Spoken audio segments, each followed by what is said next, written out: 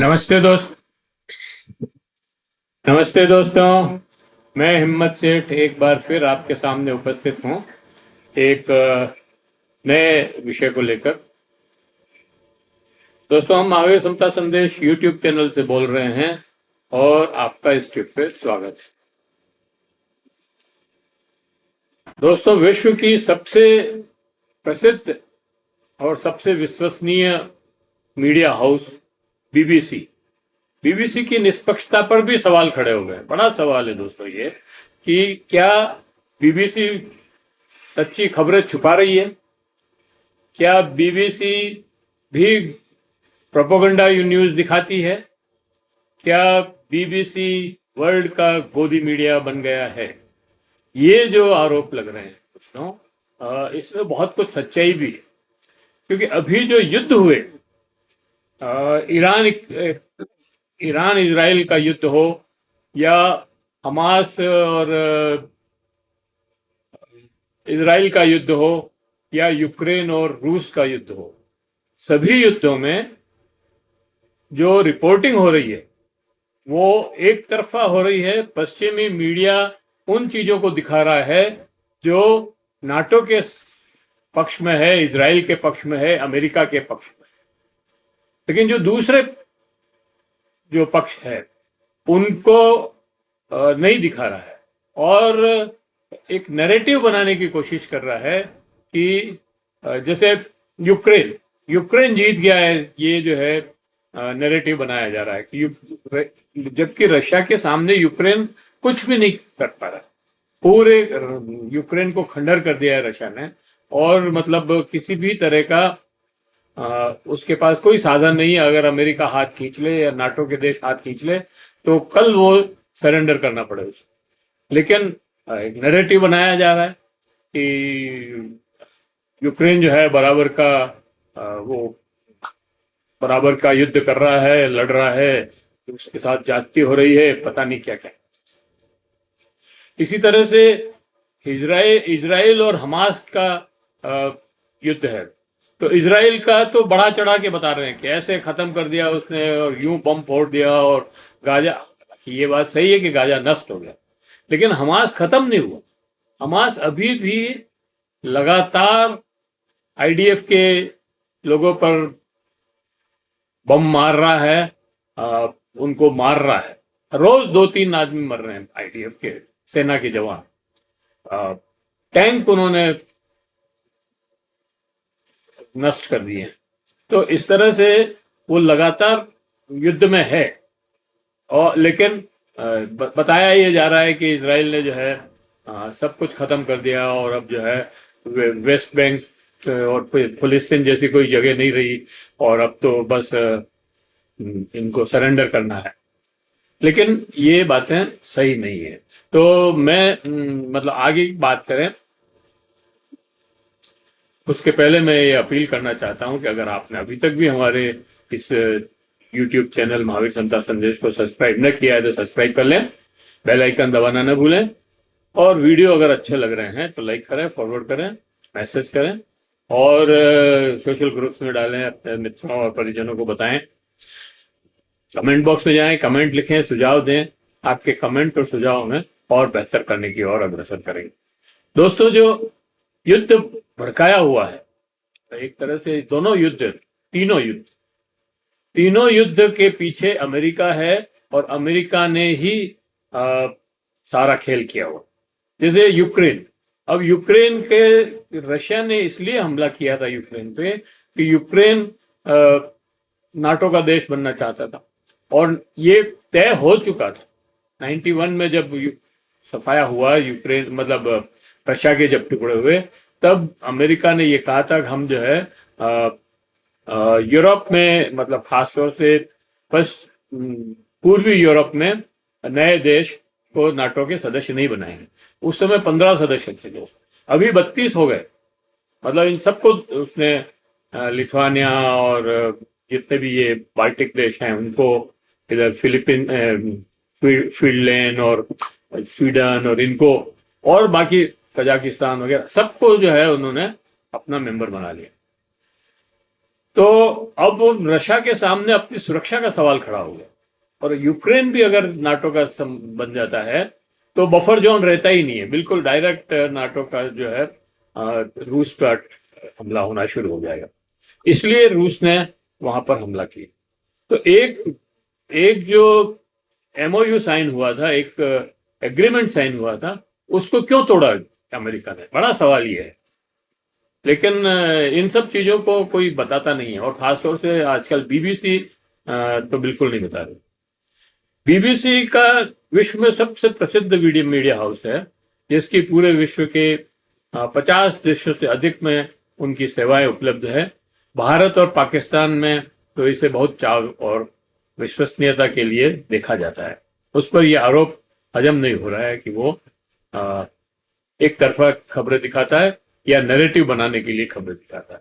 लेकिन यह सच है दोस्तों, क्योंकि इजराइल फिलिस्तीनियन युद्ध हो या इजराइल इराक ईरान युद्ध हो, बीबीसी की रिपोर्टिंग इजराइल और अमेरिका के पक्ष में झुकी हुई लगती है।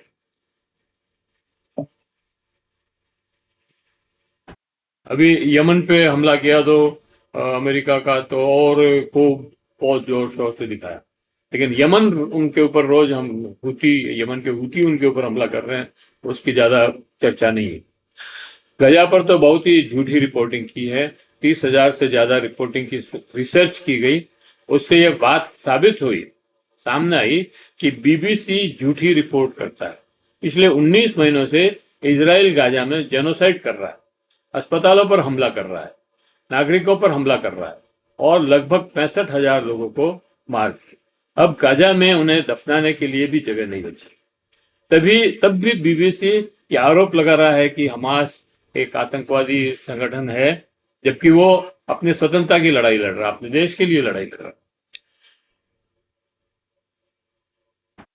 उन्होंने इजराइल पर हमला किया, जिससे कई नागरिक मारे गए। बीबीसी पर यह नैरेटिव चला रहा है कि ये जमीन इजराइल की है और फिलिस्तीनी जबरन कब्जा करना चाहता है, जबकि ये बात सरासर गलत है और इसका उल्टा है। जमीन फिलिस्तीनी की है और इजराइल ने कब्जा कर रखा है, और कब्जा बढ़ाता जा रहा है। जो उसको जगह दी 1948 में उसके इजराइल देश बनाने के लिए, उससे डबल से भी ज्यादा पे उसने कब्जा कर लिया है। लेकिन बीबीसी वो नहीं दिखा रहा। बीबीसी दिखा रहा है कि ये जो हमास के लोग हैं, इन्होंने कब्जा कर रखा। 1948 में 2 देश बनने थे, इजराइल तो बन गया, फिलिस्तीनी कहाँ है? सवाल ये है कि फिलिस्तीनी कहाँ है? तो फिलिस्तीनी अपना देश मांग रहे हैं। जो गाजा के लोग हैं, जो 22 लाख 23 लाख लोग वहां पर रहते हैं, वो अपना देश मांग रहे हैं कि हमें हमारा देश दीजिए। और हमास उनकी लड़ाई लड़ रहा है, अपने देश की लड़ाई लड़ रहा है, कोई कब्जा करने के लिए लड़ाई नहीं लड़ रहा। बीबीसी इजरायली हमलों को आम रक्षा में उठाया गया कदम बताते हैं, जो बिल्कुल गलत है। इजराइल द्वारा किए अस्पतालों पर हमले को भी जायज ठहराता है और कहता है कि वहां आतंकी छुपे हुए हैं। आतंकी कहाँ है, कहाँ छुपे हुए? वह यह नहीं बताता कि 65,000 फिलिस्तीनी इस युद्ध में इजराइल के हथियारों से मारे गए। वह यह भी नहीं बताता कि इजराइल ने 20 लाख से ज्यादा की आबादी को बंधक बना लिया है, और पूरे विश्व से जो राहत सामग्री आ रही है दोस्तों गाजा के लिए, उसको भी वो अंदर घुसने नहीं दे रहा।